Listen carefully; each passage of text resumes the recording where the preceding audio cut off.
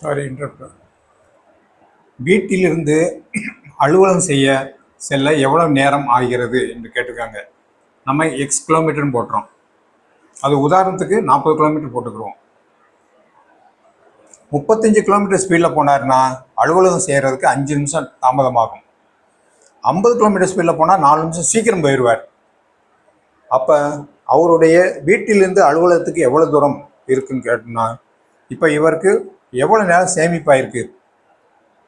இங்கே 5 நிமிஷம் தாமதம். 50 கிலோமீட்டர் ஸ்பீடில் போனால் இந்த 5 நிமிஷத்தையும் சேமிச்சிருவார். ப்ளஸ் 40 நிமிஷம் எக்ஸ்ட்ரா போகிறார், 4 நிமிஷம் சீக்கிரம் போயிடுறாரு. அப்போ 9 நிமிஷம் வந்து கிடைக்கும். 9 நிமிடம் கிடைக்கும். இப்போ 9 நிமிடத்தை நம்ம மணிக்கு மாற்றோம்னா 9.60 மணி கிடைக்கும். போட்டலாமா? இப்போ இங்கே எவ்வளோ நேரத்தில் 35 கிலோமீட்டர் ஸ்பீடில் போனால் எத்தனை மணி நேரத்தில் போயிடலாம் அப்படின்னு பார்ப்போம். இப்போ நம்ம நேரம் இஸ் ஈக்குவல் டு தூரம் பை வேகம் இன்னும் தெரியும். இப்போ 35 கிலோமீட்டருக்கு எவ்வளோ மணி நேரத்தில் போவார்? எக்ஸ் பை 35 மணி. எல்லாமே மணி, நிமிடம் கிடையாது. 50 கிலோமீட்டர் ஸ்பீடில் எவ்வளோ நேரத்தில் போயிருப்பார்? மணி போட்டாச்சா? இப்போ 35 கிலோமீட்டரில் போனார்னா உதாரணத்துக்கு 1 மணி நேரமும் 10 நிமிஷம் ஆகுதுன்னு. அதே 50 கிலோமீட்டர் ஸ்பீடில் போனால் அவருக்கு 1 மணி நேரம் தான் ஆகுது. அப்படி தானே ஆகும். அப்போ 1:10 1 கழிச்சா 10 நிமிஷம் நமக்கு சீக்கிரம் போயிட்டான்னு தெரிஞ்சுக்கலாம். அல்லது இப்படி போட்டுக்கிறோம், 1:09 போட்டால் 9 நிமிஷம் சீக்கிரம் போயிட்டான்னு தெரிஞ்சுதா? அப்போ 110 இதை கழிக்கும்போது 0.09 நிமிஷம், 9 நிமிஷம் சேமிச்சிருக்காரு. 50 கிலோமீட்டர் ஸ்பீடில் போனால் அவர் 1 மணி நேரம் 1 நிமிஷத்தில் போயிடுவார். 35 கிலோமீட்டர் ஸ்பீடில் போனார்னா 1 மணி நேரம் 10 நிமிஷத்தில் போவார். அப்போ இதை கழிக்கிற மாதிரி எதை கழிக்கிறோம்? X by 35 minus x by 50 equal to 9/60 போகலாமா?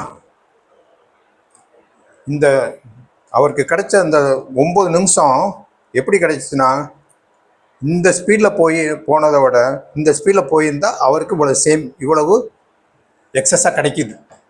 கரெக்டாக? இது 1 மணி நேரம் 10 நிமிஷம். இதுக்கு 1 மணி நேரம் 10 நிமிஷம் ஆகும். இதுக்கு 1 மணி நேரம் இந்த ஸ்பீடில் 50 கிலோமீட்டர் ஸ்பீடில் போனார்னா 1 மணி நேரம் 1 நிமிஷம் தான். அப்போ 9 நிமிஷம் அவருக்கு எக்ஸ்ட்ரா கிடைக்கிது. 9 நிமிஷம் எக்ஸ்ட்ரா கிடைச்சிருச்சு. அதான் 5 நிமிஷம் தாமதத்தையும் அவாய்ட் பண்ணிடலாம். அது போக 4 நிமிஷம் சீக்கிரமும் போயிடுறாரு. அப்போ இதுதான் என்னது ஃபார்முலா. இதை சால்வ் பண்ணிட்டோம்னா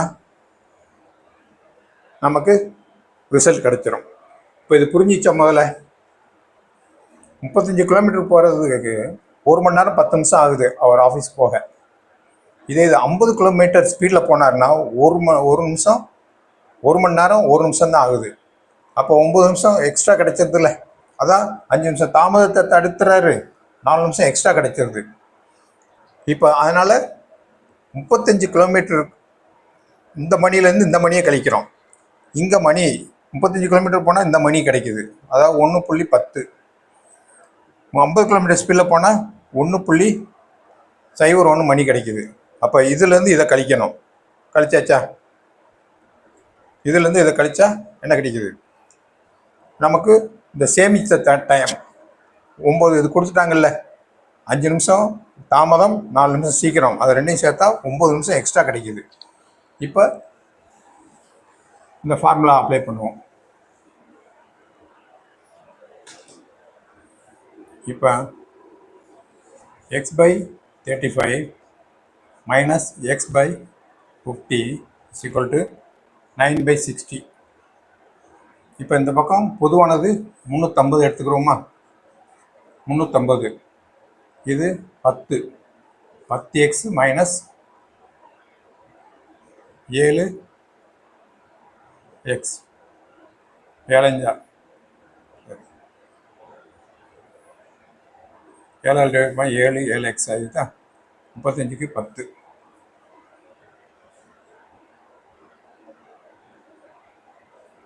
இஸ் ஈக்குவல் டு 9.60. இப்போ 10x 3x 350 சொல்லிட்டு 9.60. இப்போ 3x வெளியே வச்சுக்கிட்டு 9 இன்ட்டு 350 டிவைடு பை 60.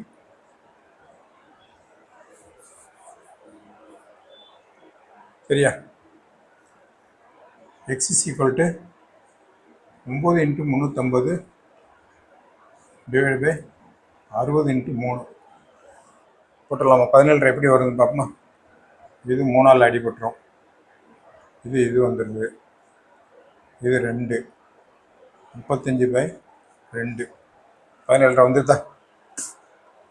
ஸோ அலுவலகத்திலிருந்து வீட்டிலிருந்து அவர் அலுவலகம் 17 கிலோமீட்டர் தூரத்தில் உள்ளது. அது எப்படி கண்டுபிடிச்சிங்க? முதல்ல மணி, இதெல்லாம் மணி, இது மணி, இது மணி, நிமிடம் கிடையாது. நிமிடத்தை தான் 9 நிமிடம் என்பதை மணியாக மாற்றுறதுக்கு 60ஆல் டிவைட் பண்ணுறோம். இது மணின்னு படிச்சிருக்கோம். நேரம், தூரம் டிவைட் பை வேகம். தூரம் எவ்வளோ? 8 கிலோமீட்டர், 35 வேகம். இங்கே தூரம் எக்ஸு 50. 35 கிலோமீட்டர் ஸ்பீடில் போனால் 1 மணி நேரம் 10 நிமிஷம் ஆகும். 50 கிலோமீட்டர் ஸ்பீடில் போனால் 1 மணி நேரம் 0.1 தான் வரும். அப்போ இதுலேருந்து இதை கழிக்கணும். X by 35 minus x by 50 is equal to எவ்வளோ சேமிக்கிறாரு? 9 நிமிஷத்தை சேமிக்கிறாரு. அது மணியாக மாற்றினா 60ஆல் போட்டோம். அப்போ இந்த ஈக்குவேஷனை சால்வ் பண்ணால் என்ன வந்துடுது? 17 கிலோமீட்டர் அவருடைய வீடு இருக்குது. இந்த உதாரணங்களை புரிஞ்சு படித்தாதான் செய்ய முடியும். இப்போ இது புரிஞ்சிருக்கா? நீங்கள் உதாரணம் போட்டு பார்க்கணும். எங்கெங்கே உதாரணம் போட்டு பார்க்கணும்? 35 கிலோமீட்டர் ஸ்பீடில் போனால் லேட் ஆகும். அது 1 மணி நேரம் 10 நிமிஷம் ஆகும். 50 கிலோமீட்டர் ஸ்பீடில் போனால் 1 மணி நேரம் 1 நிமிஷம் தான் ஆகுது. அப்போ 9 நிமிஷம் சேவிப் கிடைக்குது. இங்கே வரும்போது 9 நிமிஷம் எப்படி கிடைக்குதுன்னா 5 நிமிஷம் லேட்டு, அது ஒரு 5 நிமிஷம் கிடைக்குது. இது 4 நிமிஷம் சேமிப்பு, சீக்கிரம் போயிட்டார். அப்போ 9 நிமிஷம் அவர் போனால் தான் சீக்கிரம் 4 நிமிஷத்தில் போக முடியும். அதுதான் இங்கே போட்டிருக்கு. எக்ஸ் பை நேரத்தை 2 நேரம் கண்டுபிடிக்கணும். இது ஒரு நேரம், இது ஒரு நேரம். இந்த நேரத்துலேருந்து இந்த நேரத்தை கழிச்சா எவ்வளோ கிடைக்கிது? 9 நிமிஷம் சேமிப்பு கிடைக்கிது. அதாவது 1 மணி நேரம் 10 நிமிஷம் போகிறதுக்கும் 1 மணி நேரம் 0.9 போனால் எவ்வளோ? 9 செகண்ட் 9 நிமிஷம், நிமிடம் கிடைக்கிது. அந்த நிமிடத்தை மணியாக மாற்றுறதுக்கு போட்டுறோமா? அப்புறம் இந்த ப்ராப்ளத்தை சால்வ் பண்ணால் 17 கிலோமீட்டர் வந்துடும். இது டவுட் இருந்தால் ஒரு தடவைக்கு யோசித்து செஞ்சு பாருங்கள். இந்த இதையும் தெரிஞ்சுக்கணும். நேரம் இஸ் ஈக்குவல் டு தூரம் டிவைடு பை வேகம், தூரம் டிவைடு பை வேகம் அப்படின்னு என்பதையும் தெரிஞ்சு வச்சுக்கணும். ஸோ ஃப்ரெண்ட்ஸ், நம்ம 8th ஸ்டாண்டர்டில் இது வரைக்கும் எத்தனை உதாரணம் கொடுப்போம்? 3.40 உதாரணங்கள் வரைக்கும் பார்த்தாச்சு. இனிமேல் பயிற்சி தான் பார்க்கணும்.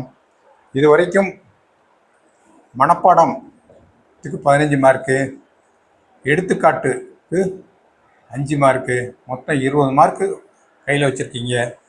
பயிற்சிக்கு